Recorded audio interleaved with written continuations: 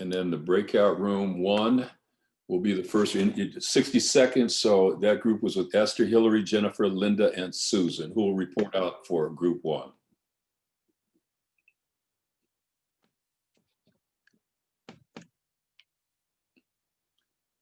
All right, group 1, are you with me? Are they back yet? So that was Esther, Hillary, Jennifer, Linda, and Susan. I think Linda's reporting. Okay, Linda? I don't see Linda back yet. Yeah, is it Linda Kidder? Yes. Yes, Linda, you're there, but you're muted. Oh, there's Linda. There Okay. you go. All right. Did you want me to report out first? Yeah, just quick 60 seconds. Okay. Okay. All right, so You're muted again. Linda, you're muted. how about that? No. There you go. Okay. I need in the future how to figure out how to stay get off mute in the time. All my great things come out when I'm on mute. So I was in a group with Susan and Hillary and Esther and sorry, one more person. Jennifer. And they were talking about how their mentorship programs have and always will be in person. And so they still continue to do in-person mentorships with their families following all the COVID rules and regulations, and that that what they needed in the future would be ways to stay connected authentically, even if it's because it was foster care and the Jewish family. Sorry, Susan. Service Mentorship program. That's okay. Yeah. And so, anyways, so staying connected authentically and just ongoing loving up the foster youth. Hillary was talking about how the foster youth are isolated right now because of COVID, and so some are living in small rooms and dorms, and so especially those that are going for their higher education, and that we just need different ways to get them out and about maybe, and if there was like any access to like gift cards for a free meal, like to anywhere that was open, right, where they can go sit out and have a meal, and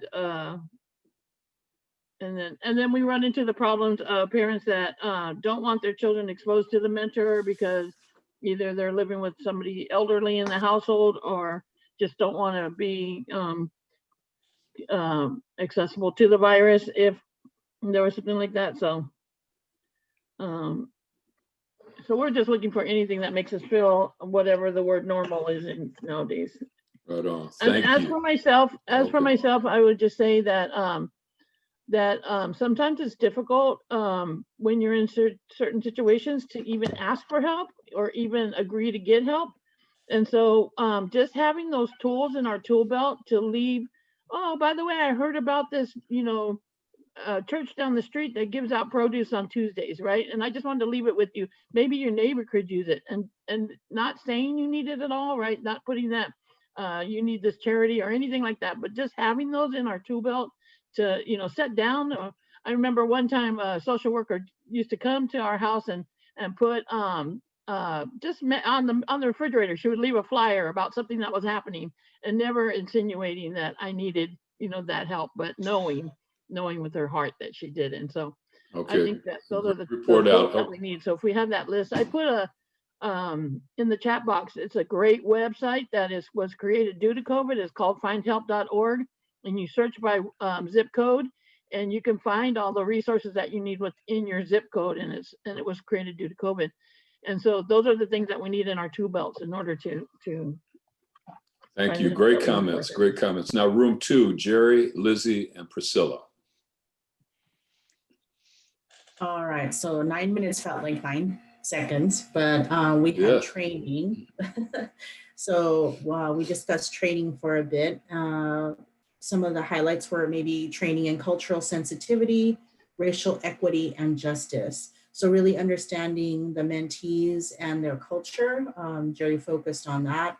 And then Priscilla talked about relating and connecting with youth, and especially exhibiting vulnerability, being willing to be vulnerable ourselves so that they can create a bridge so that they can express their vulnerability, and then hopefully that would connect us.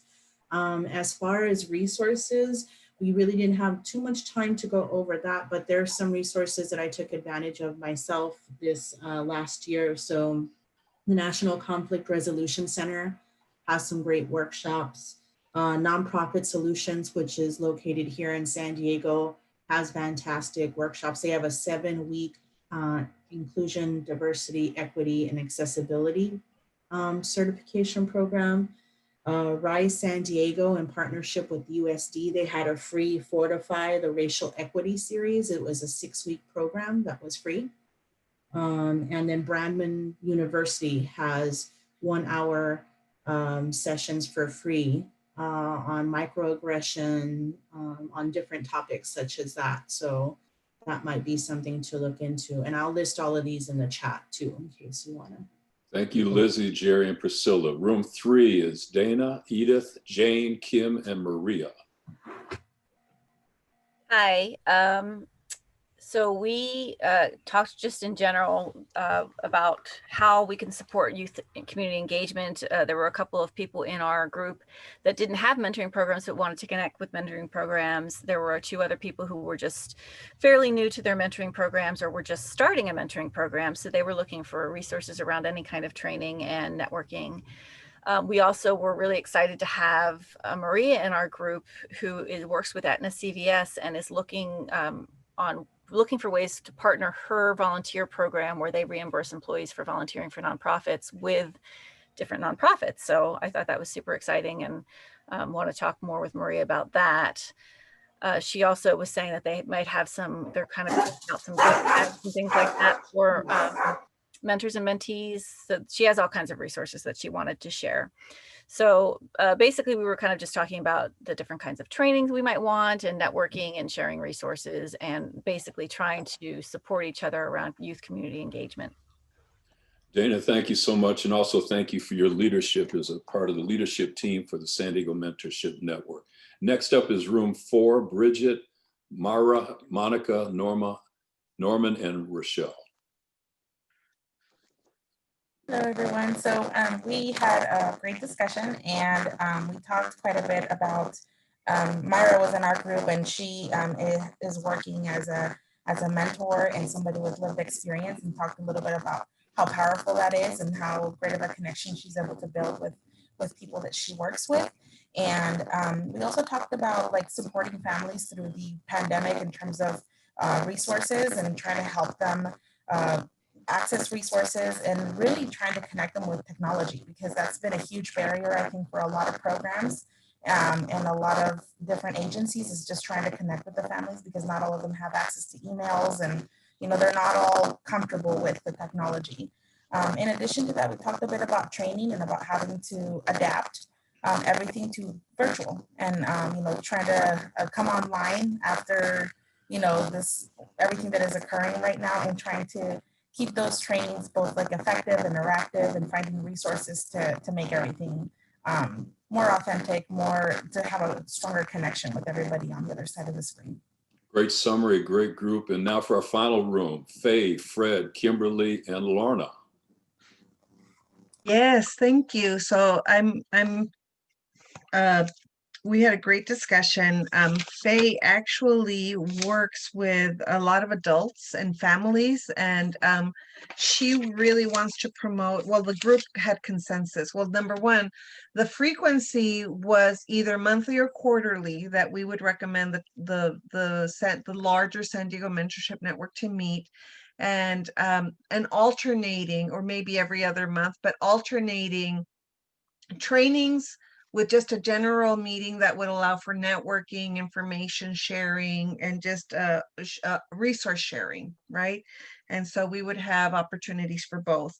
And then one thing that came up was mentoring for adults. There's a lot of information out there for mentoring youth, but it's not so much mentoring for adults. And Faye was sharing that their program recruits senior mentors who mentor parents and families. And that might be, but they don't have a lot of information for training their mentors, how to be a mentor to the parents and their family, promoting parenting skills, that type of thing. So that's a big topic area that we would love to see incorporated into 2021 for training the mentors and the staff as well, of course, because then the staff can train the mentors. And that was it. That was the main thing. Those are great things. And I'm so happy we recorded all this. I know Lorna and others are taking notes as we're speaking, but we're going to capture all this in the recording. And also too, we're going to show you how you could save the chat before you exit. But since everybody had so much fun on the first time, now we're going to break out for our second 9 minutes. And yes, it will go by quickly. But now what we want you to talk about right now is just think about the opportunities that are out there for mentoring. And it may be totally different. If we had to clean the slate, start off with a clean sheet, what will mentorship look like in the year 2021? Are you ready? Here we go.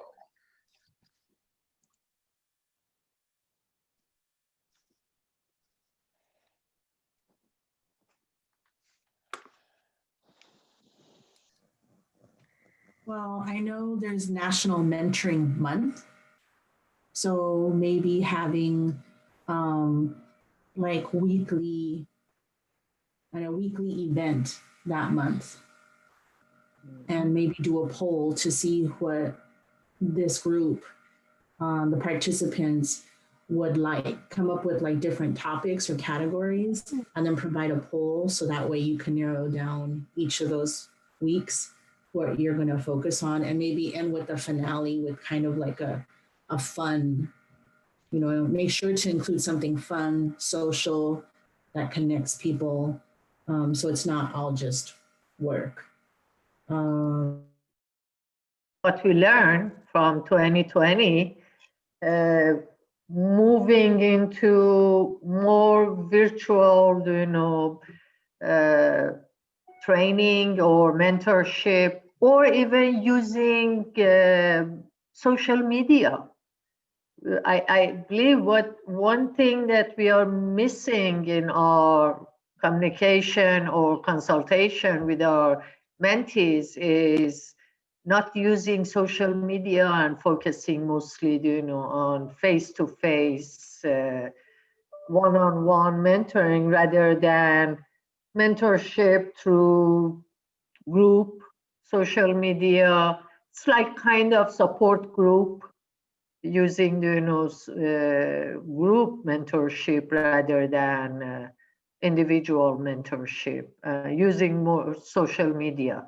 That you probably already know Jesus Sandoval. He works with kids, marginalized like that. I'm in North County, and it's one I like. I grew up in Oceanside, and it's my passion. But like, when I heard you are doing this, I was like, yes, the kids need more mentorship up here, because we have a lack of services in the area. So you, Myra, are you in North County then? You're telling me?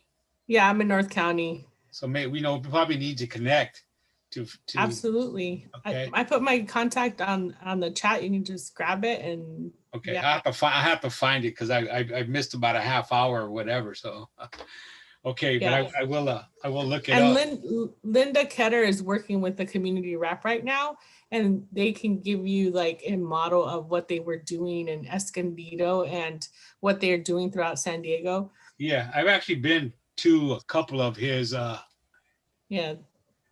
community raps. Yeah.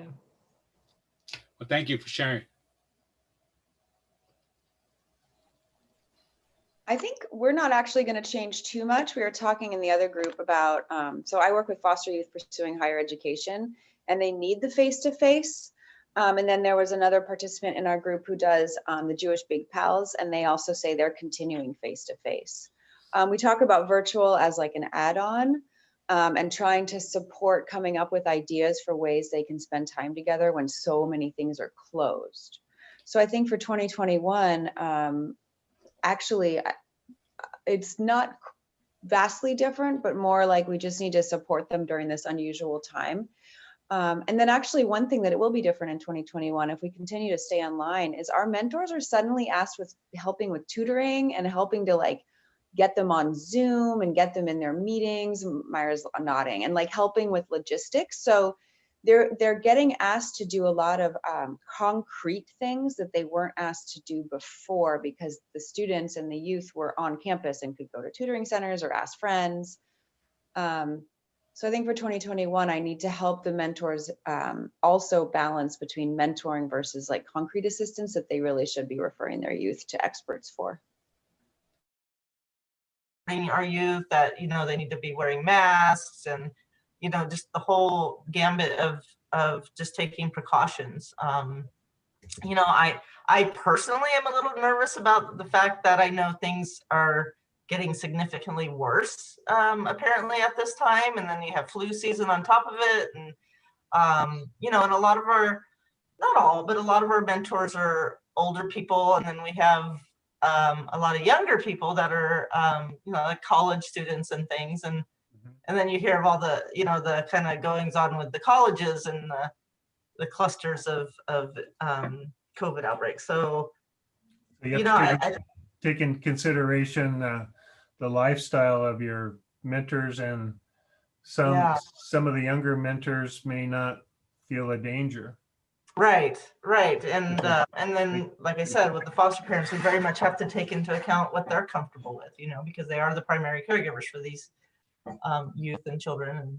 And we don't want to put them at risk because, you know, I mean, first and foremost, we don't want to put them at risk, but second, they're done with Zoom. So it's just something that I think we also need to really think out of the box, because we've been going on so long with virtual that some kids do miss that human interaction. So just really thinking out of the box, and like Fred mentioned, it's not a one fits all kind of thing. So as mentors, we really have to see what works for each individual. Yeah, and we've stressed internally with our leadership is what's good about this is we could have kind of almost a script so that mentors don't forget the reinforcement stuff. You're doing a great job. We appreciate you. Stuff that, you know, sometimes even in person, you could go into tangents and you forget those little details of recognizing the student or mentee. And I think that's kind of cool, is that you could always reinforce and, you know, with that time you have to make sure you put it in there, because as we know, words do matter with a lot of our young people, that at least where we mentor. And I think it's been cool is to make sure we give that positive reinforcement and it's put in there, where sometimes, like I said, when you're doing face-to-face, you miss things because you go on tangents. Yeah, I think I would just say that I think moving into 2021, we have a lot of information now of all different ways of doing it, mentoring that is. And, you know, that's the good news. I think that's really the silver lining, is that it doesn't have to be one way. And once again, depending on funders and what they like to see happen with the program, we've seen a lot of different things, and that's what's wonderful about these mentoring opportunities and get-togethers for the professionals who are doing it in the programs. Great. Okay, I want to take a little bit of time. I want to take a little bit of time here to see, is anybody willing to present this? Since I spoke last time, does anybody want a fresh voice to present this? And if so, I can put my notes in the chat for you. If not, I'll go ahead and do it, but it'd be great to hear somebody else's voice. No? You're so good, Dana. You're wonderful. Right. Okay, I'll do it. All right. I'll see you guys back there. Bye. Thanks, everybody. Thank you. Bye.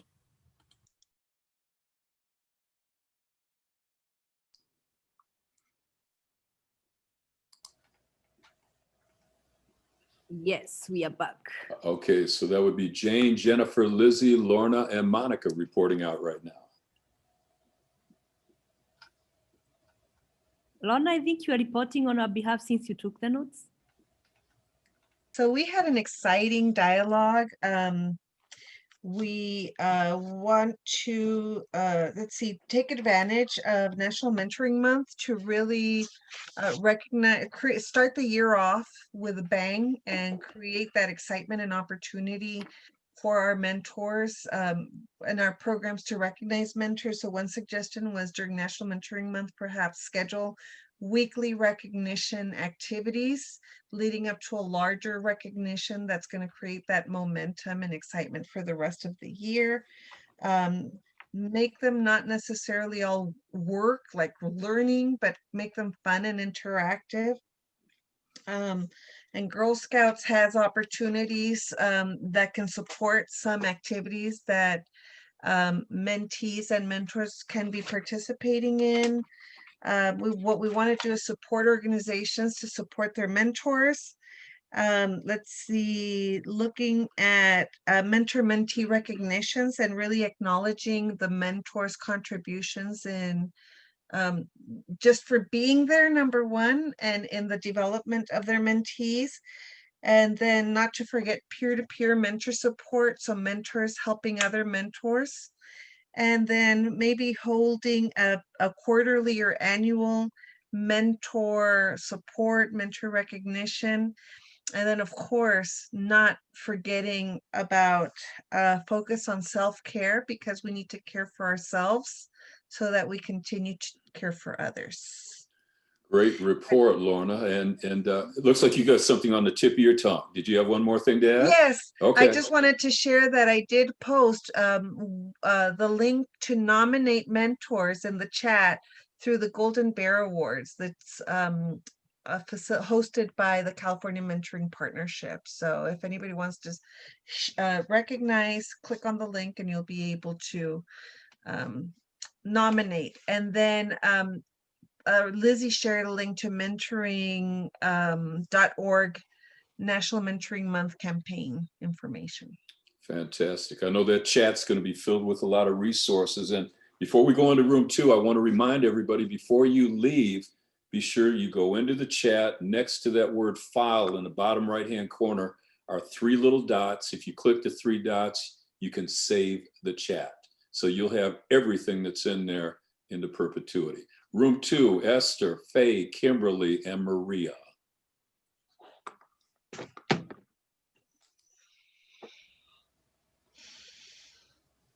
Michael, I have a question, please. Okay. When saving the chats, if I click now, will it continue saving or I need to do it at the end? Whenever you want, before you leave, that's all. Okay, great, thank Okay, you. who's reporting on room 2? Esther, Faye, Kimberly, or Maria? I can. All right, thank you. We discussed sort of how mentoring was going to look like for next year, and we talked about trying to find maybe outdoor places or outdoor spaces as things start to open up where the mentors can connect with their mentees sort of one-on-one or in person in a safe way. We also, Faye had mentioned the need to use social media a little bit more and to get more skilled in that. And I think that's true. I know I work with youth, and it's just, I think it's a struggle getting them to engage in school. They do a lot of their programming is online. And so I think somehow to maybe be able to connect with them or do activities with them and get them engaged while providing them virtual services or some type of a hybrid type of mentoring services. Beautiful. Okay, great report. We appreciate group room 2. Room 3 is Hillary, Myra, Norman, Priscilla, and Rochelle. Okay, so for the team, we talked about that the mentees are requesting more in-person contact. So for 2021, I think having people reach out to each other in person would probably be a better approach, but also too, for another agency, setting clear, like educating their mentors on setting clear boundaries on exactly what their roles are, instead of like providing tutoring or that kind of stuff where the school or other resources can take the role in that space. And then for my agency, we're doing hybrid for families who are not interested in doing in person. We can still offer the virtual, and the team was going to help me out if I missed anything large. And then for Norman, he's starting, you know, he's has grassroots level right now. And so he would like to connect with people to help him support and expand his mentorship program in North County. But with COVID, that's putting a hindering on, you know, that's hindering his movement forward.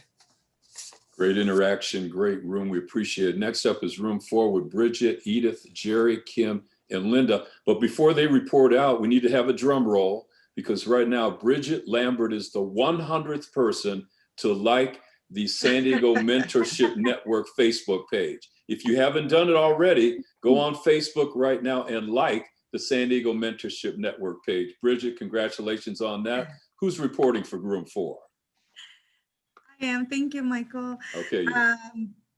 Great suggestions from group 1. I love them. So our group was talking about, you know, kind of considering the health county guidelines and how we can proceed with having our mentors meet with their mentees. And I think right now it seems kind of like having a combo. In person and virtual be the best bet, especially as we seem to go, you know, doing good and then we backtrack. So I think that could be the most consistent way to do it at this time. And another suggestion we had was in making the San Diego Mentorship Network a resource, as in like a directory for referrals. So those are some things that are being talked about and something that we can potentially do as a network to strengthen our programs. And I think that's about it. Great stuff, great stuff. And Edith, I need to let you know, you were number 99. Oh, so close. Yeah, you were so close. All right. And last up is room 5, Dana, Fred, Chastity, and Susan. Okay, so first of all, I wanted to say to Edith and your group, we are working on that database. That's one of the things that we have as one of our goals. So hopefully that will become a reality soon. Awesome. Yeah, and in our group, we talked about kind of larger scale issues. We talked first about evaluation and how looking forward we need to figure out how programs are going to work with their funders and with their evaluation, because obviously circumstances have changed. So there's going to be issues around batches that might not have made it because of the pandemic, and numbers, whether we're making numbers, and how we can communicate to funders all the great work we're doing, even though things look a little different than maybe we thought they would. And then we talked about some good stuff and how exciting it is that we now have, because this whole thing has happened, we now have more tools for mentoring than we did before. And some programs are really finding that mentees are really thriving using Zoom because they feel like it's a safety zone for them. They actually enjoy kind of the increased, first of all, the continuity of communication. And I don't know if it's that they just feel more, I don't know, safe or anonymous, or not really anonymous, but they just kind of really are thriving in the Zoom feature. But then some kids who do really want the more in-person thing. So the good news is that we have options, and we can kind of figure out what works best for each child and each mentor. And certainly this virtual mentoring has opened up mentoring to mentors who normally wouldn't have been able to take time off work or commute or whatever. So it's opened up in that way too. And one opportunity that came up is the potential for creating a rubric for mentors to help them, mentors and programs, but to help identify mentees who might need virtual versus in person, who might need a little bit of a combo, kind of figuring out what makes certain mentees thrive and how we can best meet those needs with the new tools that we have.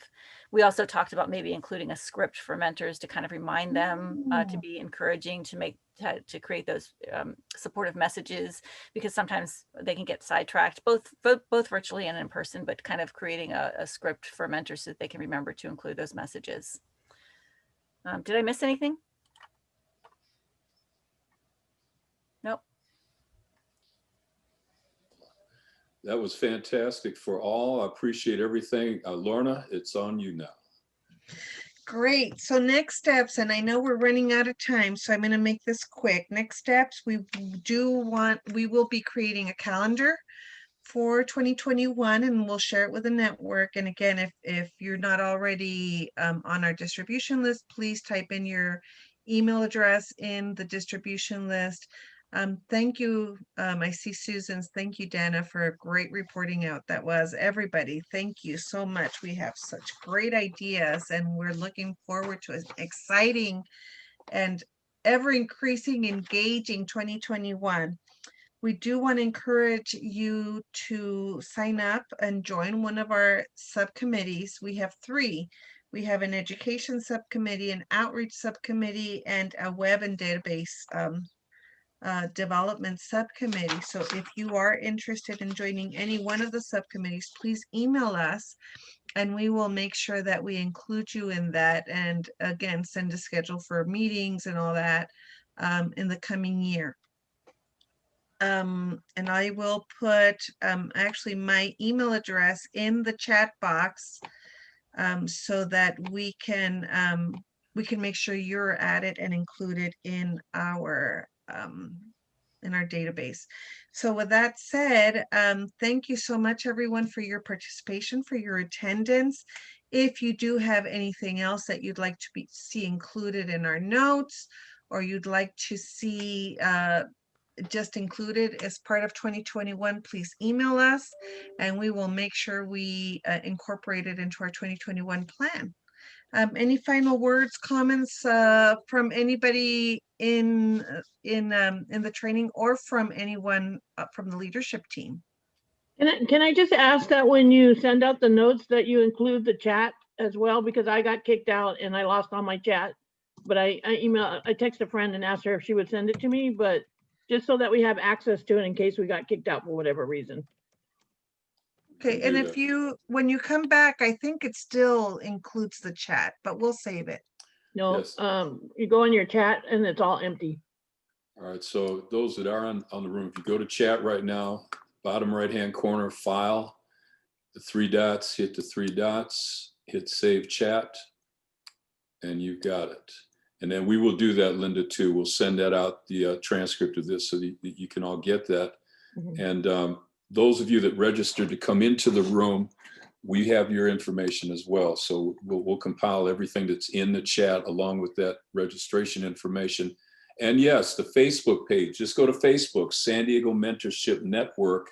You'll see it, like it, follow it, and share it, because we definitely want to grow this committee. And Lorna, once again, on behalf, I just want to thank you for all that you've done to lead this initiative, along with Jerry and Dana and others who I've been so fortunate to be able to randomly participate on those meetings. And I'm glad I did, and hopefully this was helpful. And we also have the recording so that we capture much of the information that was said here that we may not have had before. All right.